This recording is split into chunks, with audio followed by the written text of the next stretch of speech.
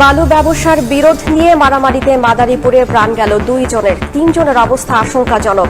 চুয়াডাঙ্গায় TCB card নিয়ে বিএনপির 2 পক্ষের সংঘর্ষে নিহত 1। মাদারীপুরে বালু ব্যবসা নিয়ে বিরোধের জেরে 2 ভাইকে কুপিয়ে হত্যার অভিযোগ উঠেছে।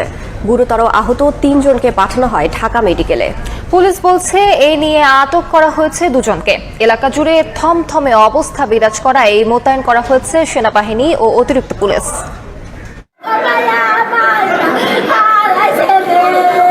বালু ব্যবসার জেরে 2 ভাইকে কুপিয়ে হত্যা, থমথমে অবস্থা বিরাজ করায় পুরুষ শূন্য পুরো এলাকা। দীর্ঘদিন ধরে মাদারীপুর সদরের খোয়াজপুরের কীর্তিনাশা নদী থেকে অবৈধভাবে বালু উত্তোলন নিয়ে ইউনিয়ন স্বেচ্ছাসেবক লীগের সাংগঠনিক সম্পাদক সাইফুল সর্দারের সঙ্গে বিরোধ চলছিল একই এলাকার শাহজাহান খানের।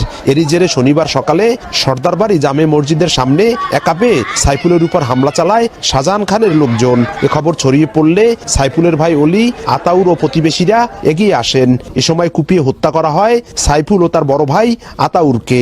আহতদের উদ্ধার করে ভর্তি করা হয় জেলা সদর হাসপাতালে। সেখান থেকে আশঙ্কাজনক অবস্থায় 3 জনকে পাঠানো হয় ঢাকা মেডিকেলে।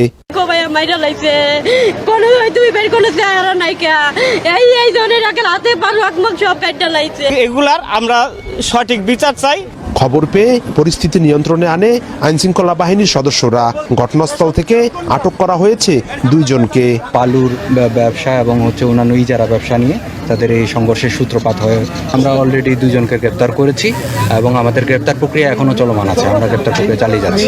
এলাকায় উত্তেজনা বিরাজ করায় মোতায়েন করা হয়েছে সেনাবাহিনী ও অতিরিক্ত পুলিশ। নিহত সাইফুলের বিরুদ্ধে ছিনতাই সহ একাধিক মামলা রয়েছে। সঞ্জয় কর্মকার, অভিজিৎ, সময় সংবাদ, মাদারীপুর।